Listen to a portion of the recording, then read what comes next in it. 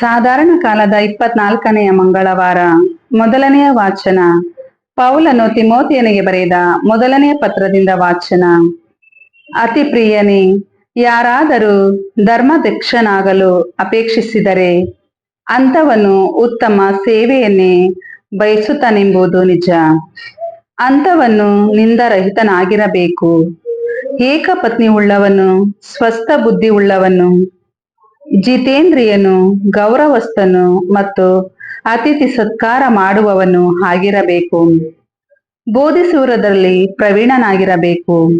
ಅವನು ಕುಡುಕನು, ಕಲಹ ಪ್ರಿಯನು ಮತ್ತೆ ಒಡೆದಾಡುವವನು ಆಗಿರಬಾರದು. ಶಾಂತನು, ದಯವಂತನು, ಹಣದ ವ್ಯಾಮೋಹ ಇಲ್ಲದವನು ಆಗಿರಬೇಕು. ತನ್ನ ಕುಟುಂಬವನ್ನು ಜವಾಬ್ದಾರಿಯುತವಾಗಿ ನಡೆಸುವವನು, ಮಕ್ಕಳನ್ನು ಶಿಸ್ತಿನಲ್ಲಿ ಬೆಳೆಸಿ ಅವರಿಂದ ಗೌರವವನ್ನು ಪಡೆದುಕೊಳ್ಳುವವನು ಆಗಿರಬೇಕು. ತನ್ನ ಕುಟುಂಬವನ್ನೇ ಜವಾಬ್ದಾರಿಯುತವಾಗಿ ನಡೆಸಲು ತಿಳಿಯದವನು ದೇವರ ಸಭೆಯನ್ನು ಹೇಗೆ ತಾನೇ ಪರಿಪಾಲಿಸಿಯಾನು? ಆತನು ಹೊಸದಾಗಿ ಕ್ರೈಸ್ತ ಧರ್ಮವನ್ನು ಅಂಗೀಕರಿಸಿದವನಾಗಿರಬಾರದು. ಇಲ್ಲದಿದ್ದರೆ ಅಹಂಕಾರದಿಂದ ಉಬ್ಬಿಕೊಂಡು ಸೈತಾನನಂತೆಯೇ ದಂಡನೆಗೆ ಗುರಿಯಾದನು. ಕ್ರೈಸ್ತರಲ್ಲದವರಿಂದಲೂ ಆತನು ಒಳ್ಳೆಯವನೆನಿಸಿಕೊಂಡಿರಬೇಕು. ಹೀಗಿದ್ದರೆ ಮಾತ್ರ ನಿಂದೆಗೊಳಗಾಗದೆ ಸೈತಾನನ ಕುತಂತ್ರಗಳಿಂದ ದೂರವಿರಬಲ್ಲನು. ಸಭಾ ಸೇವಕರು ಸಜ್ಜನರಾಗಿರಬೇಕು, ಎರಡು ನಾಲಿಗೆ ಉಳ್ಳವರು, ಕುಡುಕರು, ಲಾಭಕೋರರು ಆಗಿರಬಾರದು. ವಿಶ್ವಾಸದ ನಿಗೂಢ ರಹಸ್ಯಗಳನ್ನು ಶುದ್ಧ ಮನಸಾಕ್ಷಿಯಿಂದ ಕಾಪಾಡಿಕೊಂಡು ಬರುವವರಾಗಿರಬೇಕು.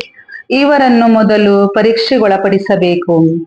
ಯಾವುದೇ ಕುಂದುಕೊರತೆ ಕಂಡು ಬರದಿದ್ದಲ್ಲಿ ಇವರನ್ನು ಸಭಾ ಸೇವಕರನ್ನಾಗಿ ನೇಮಿಸಬಹುದು.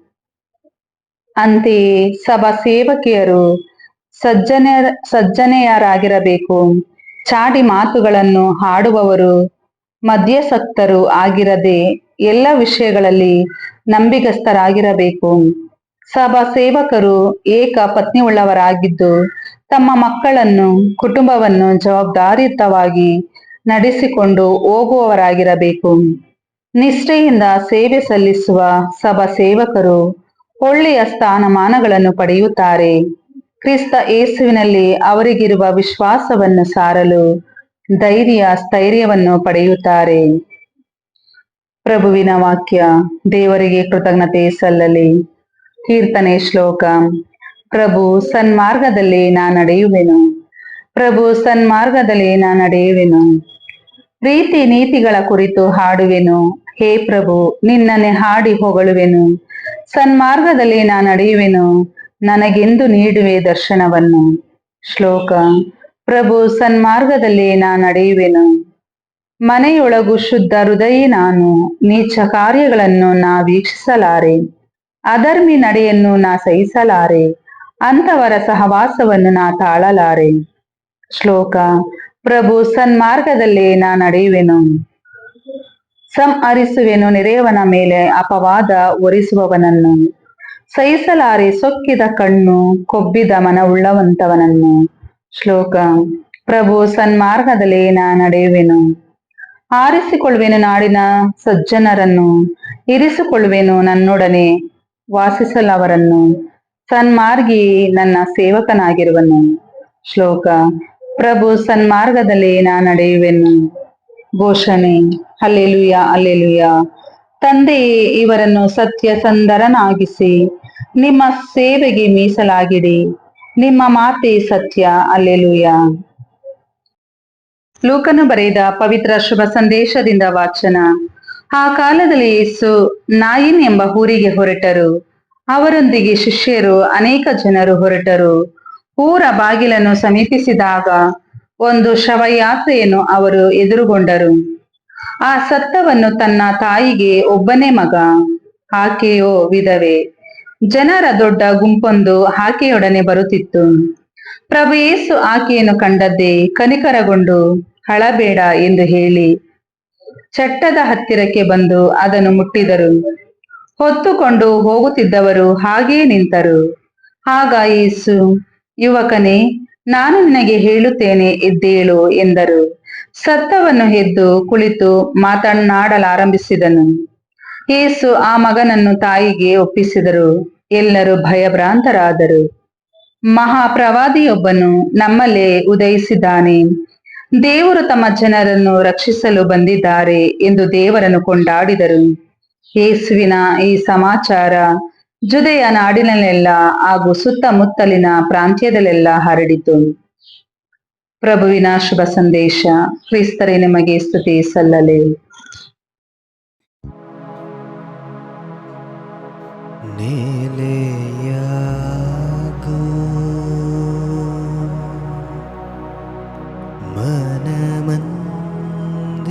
ಮನಮಂದಿರದಲ್ಲಿ,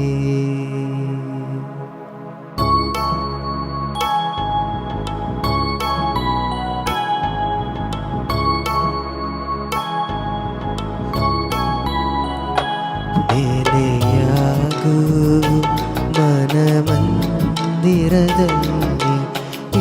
ಯೇಸು ಕ್ರಿಸ್ತ ಪ್ರಭು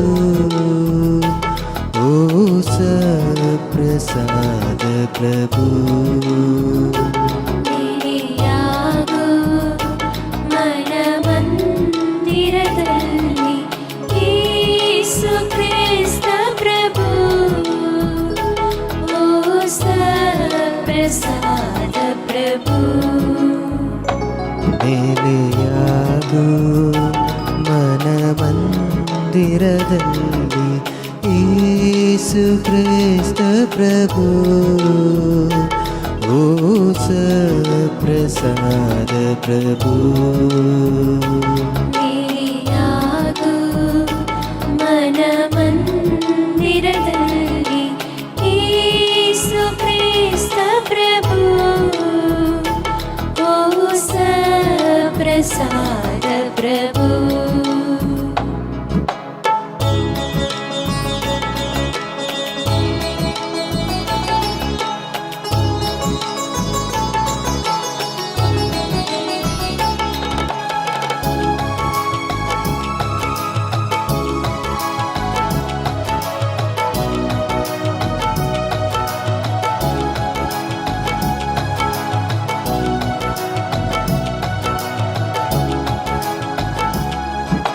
ಹೃದಯ ವೀಕ್ಷಿಸು, ಮಿಡಿತವಾಲಿಸು,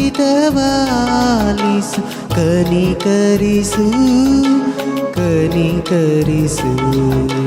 ಹೃದಯ ವೀಕ್ಷಿಸು, ಮಿಡಿತವಾಲಿಸು, ಕನಿಕರಿಸು ಕನಿಕರಿಸು. ದಾದಿ ನಿಮ್ಮನ ನಿನ್ನನ್ನೇ ಕೂಗಿರೆ, ಆಗಮಿಸು ಆಗಮಿಸು. ದಾಹದಿ ನಿಮ್ಮನ ನಿನ್ನನ್ನೇ ಕೂಗಿರಿ, ಆಗಮಿಸು ಆಗಮಿಸು. ನೆಲೆಯಾಗು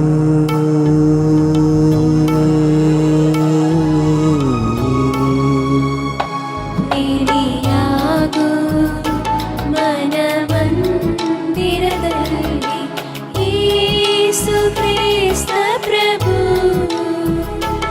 ಓ ಸಪ್ರಸಾದ ಪ್ರಭು.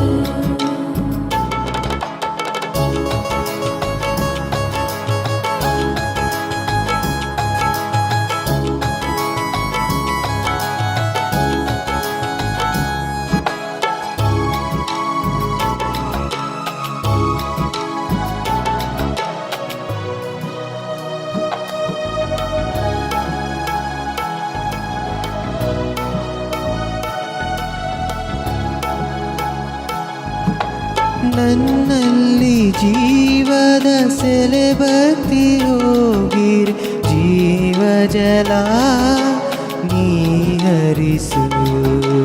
ನನ್ನಲ್ಲಿ ಜೀವದ ಸೆಲೆ ಭಕ್ತಿ ಹೋಗಿರಿ, ಜೀವ ಜಲ ನೀ ಹರಿಸು.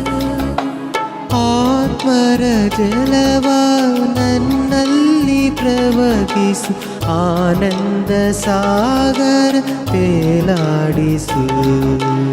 ಆತ್ಮರ ಜಲವ ನನ್ನಲ್ಲಿ ಪ್ರವಹಿಸು,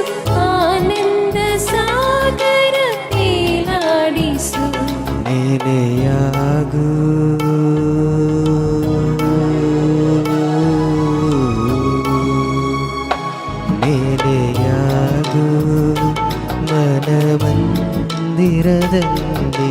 ಯೇಸು ಕ್ರಿಸ್ತ ಪ್ರಭು ಓ ಸಪ್ರಸಾದ ಪ್ರಭು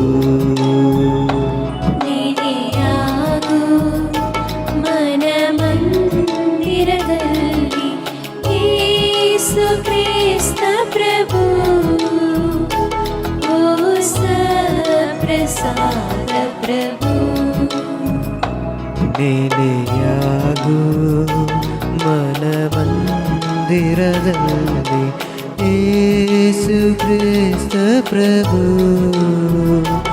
ಓ ಸಪ್ರಸಾದ ಪ್ರಭು ನೆಲೆಯಾಗು ಮನಮಂದಿರದಲ್ಲಿ ಯೇಸು ಕ್ರಿಸ್ತ ಪ್ರಭು ಓ ಸಪ್ರಸಾದ ಪ್ರಭು